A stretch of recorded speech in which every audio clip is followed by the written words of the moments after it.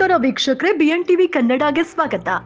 ಕಳ್ಳತನ ಪ್ರಕರಣಗಳು ಉತ್ತರ ಕನ್ನಡ ಜಿಲ್ಲೆಯಲ್ಲಿ ಹಲವಾರು ವರ್ಷಗಳಿಂದ ನಡೀತಾ ಇದೆ. ಮುಂದೆ ಕಳ್ಳತನ ಮಾಡುವ ಕಳ್ಳರಿಗೆ ನಡು ರಸ್ತೆಯಲ್ಲೇ ಗುಂಡೇಟು ಕೊಡುವಂತೆ ಆದೇಶಿಸುತ್ತೇನೆ ಅಂತ ಸಚಿವ ಮಾಂಕಾಳ ವೈದ್ಯ ಎಚ್ಚರಿಕೆ ನೀಡಿದ್ದಾರೆ.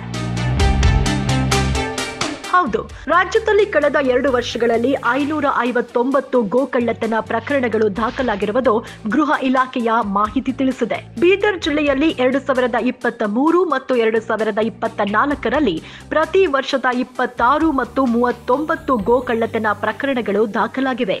ಉತ್ತರ ಕರ್ನಾಟಕದ ಸಾಲಕೋಡೋ ಅರಣ್ಯದಲ್ಲಿ ಗರ್ಭಧರಿಸಿದ ಗೋಹತ್ಯೆ ಪ್ರಕರಣಕ್ಕೆ ಸಂಬಂಧಪಟ್ಟಂತೆ ಸಚಿವ ಮಾಂಕಾಳು ವೈದ್ಯ ಗುಡುಗಿದ್ದಾರೆ. ಇನ್ಮುಂದೆ ಗೋಹತ್ಯೆ ನಡೆದರೆ ಅದನ್ನು ತಡೆಯಲು ನಾವು ಸರ್ಕಲ್ನಲ್ಲಿ ನಿಲ್ಲಿಸಿ ಗುಂಡು ಹಾಕುತ್ತೇವೆ ಎಂದು ಅವರು ಹೇಳಿದ್ದಾರೆ. ಬಿಜೆಪಿ ಕಾಲದಲ್ಲಿಯೂ ಜಿಲ್ಲೆಯಲ್ಲಿ ಗೋಹತ್ಯೆ ನಡೆದಿರುವುದನ್ನ ಉಲ್ಲೇಖಿಸಿ ಈ ಹಿಂದೆ ಬಿಜೆಪಿ ಅವಧಿಯಲ್ಲೂ ಗೋಹತ್ಯೆ ಆಗಿದೆ ಎಂದು ಹೇಳಿದ್ರು. ಸಾರ್ವಜನಿಕ ಸುರಕ್ಷತೆ ಮತ್ತು ಜಾತಿ ಸಂಘರ್ಷಗಳನ್ನು ತಡೆಗಟ್ಟಲು ಗೋಹತ್ಯೆ ತಡೆಯಲು ಕಠಿಣ ಕ್ರಮಗಳನ್ನು ಮುಂದುವರಿಸಲು ಸರ್ಕಾರ ಭದ್ರತಾ ಬಲವನ್ನ ಹೆಚ್ಚಿಸುತ್ತದೆ ಎಂದು ಅವರು ಹೇಳಿದ್ದಾರೆ. ಈಗಾಗಲೇ ಪೊಲೀಸರು ಆರೋಪಿ ವಿರುದ್ಧ ಕ್ರಮ ತೆಗೆದುಕೊಂಡಿದ್ದು ಬಲವಂತವಾಗಿ ಗೋಹತ್ಯೆ ನಡೆಸುವವರ ಮೇಲೆ ಕಠಿಣ ಕ್ರಮ ಕೈಗೊಳ್ಳಲಾಗುವುದು ಎಂದು ಸಚಿವರು ತಿಳಿಸಿದರು. ಇನ್ಮುಂದೆ ಯಾವುದೇ ಕಾರಣಕ್ಕೂ ಗೋಹತ್ಯೆ ಆಗಬಾರದು. ಗೋಹತ್ಯೆ ಏನಾದ್ರೂ ನಡೆದ್ರೆ ಸರ್ಕಲ್ನಲ್ಲಿ ನಿಲ್ಲಿಸಿ ಗುಂಡು ಹಾಕ್ತೀವಿ ಎಂದು ಹೇಳಿದ್ದಾರೆ.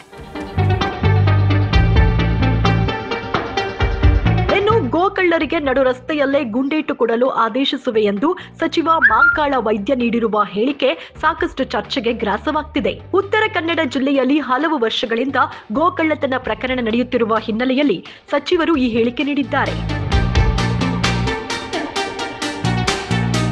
ಗೋಕಳ್ಳರ ವಿರುದ್ಧ ಮುಲಾಜಿಲ್ಲದೆ ಕ್ರಮ ಕೈಗೊಳ್ಳಲು ಆದೇಶ ನೀಡುವುದಾಗಿ ಎಚ್ಚರಿಕೆ ನೀಡಿದ್ದಾರೆ. ಸಚಿವರ ಹೇಳಿಕೆ ಪರ ಹಾಗೂ ವಿರುದ್ಧವಾದ ಆಯಾಮದಲ್ಲಿ ಚರ್ಚೆ ನಡೀತಾ ಇದೆ. ಈ ನಡುವೆ ರಾಜ್ಯದಲ್ಲಿ ಕಳೆದ 2 ವರ್ಷಗಳಲ್ಲಿ ಗೋಕಳ್ಳತನ ಎಷ್ಟು ಪ್ರಮಾಣದಲ್ಲಿ ನಡೆದಿದೆ ಎಂಬುದು ಗಮನಾರ್ಹವಾಗಿದೆ. ರಾಜ್ಯದಲ್ಲಿ ಗೋಹತ್ಯೆ ನಿಷೇಧ ಕಾನೂನು ಜಾರಿಯಲ್ಲಿದೆ. ಬಿಜೆಪಿ ಸರ್ಕಾರದ ಅವಧಿಯಲ್ಲಿ ವಿರೋಧದ ನಡುವೆಯೂ ಈ ಕಾಯ್ದೆಯನ್ನು ಜಾರಿಗೆ ತರಲಾಗಿದೆ. ಈ ನಿಟ್ಟಿನಲ್ಲಿ ಹಲವು ಪ್ರಕರಣಗಳನ್ನ ದಾಖಲು ಮಾಡಲಾಗ್ತಾ ಇದೆ. ಇದರ ನಡುವೆ ಗೋಕಳ್ಳತನ ಪ್ರಕರಣವು ರಾಜ್ಯದ ವಿವಿಧ ಜಿಲ್ಲೆಗಳಲ್ಲಿ ನಡೀತಾ ಇದೆ. ಇದನ್ನ ತಡೆಗಟ್ಟುವಲ್ಲಿ ಪೊಲೀಸ್ ಇಲಾಖೆ ವಿಫಲವಾಗಿದೆ ಎಂಬ ಆರೋಪವು ಕೇಳಿ ಬರ್ತಾ ಇದೆ. ನೋಡ್ತಾ ಇರಿ ಬಿಎನ್ ಟಿವಿ ಕನ್ನಡ, ಇದು ನಿಮ್ಮ ಧ್ವನಿ. ಲೈಕ್ ಮಾಡಿ, ಶೇರ್ ಮಾಡಿ, ಸಬ್ಸ್ಕ್ರೈಬ್ ಮಾಡಿ.